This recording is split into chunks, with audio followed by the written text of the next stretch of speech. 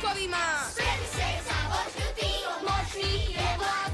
Spreman, brz i tako jak. Moćni je vlak. Društvo to baš je bravo. Moćni je vlak.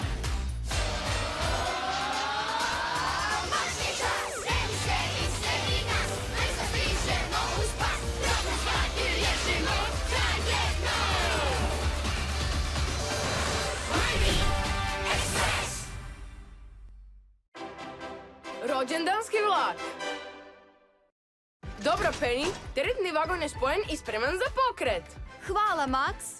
Jako sam uzbuđena što pomažemo oko zaista posebne pošiljke. A i malo sam nervozna. Zašto ne ideš s njom i pomogneš joj, Niko? Zar ne bismo danas trebali raditi nešto drugo? Na primjer, slaviti rođendan? Nisam sigurna o čemu pričaš. Dobro, idem. Rekli ste da je pošiljka jako posebna i baš me zanima što je to.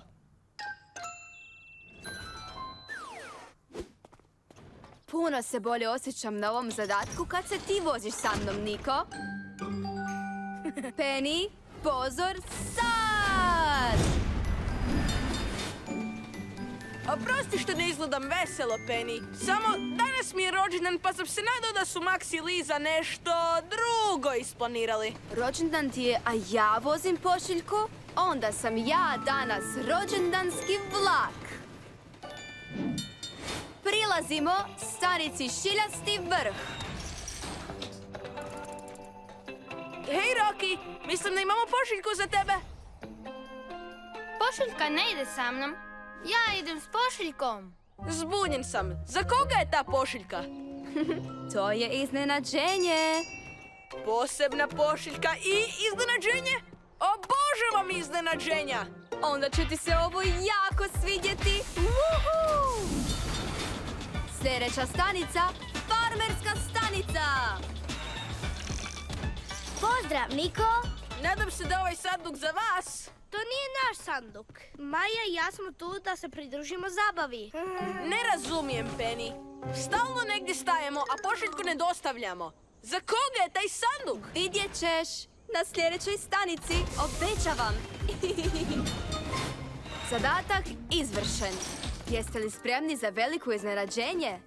Jesam li? Cijeli se dan vozim i jedva čekam vidjeti što je to. Ali prvo moraš pokriti oči. U redu. Možeš pogledati. Vratili smo se u glavnu bazu? Sad sam stvarno zbunjen. Pogledaj na drugu stranu, tikvice. Iznenađenje! Sretan rođendan, Niko! Morali smo te maknuti iz glavne baze da sve pripremimo za zabavu. A najbolje je što je pošiljka za tebe. Za mene? O, jedva čekam da napokon vidim što je to. Otvorimo je!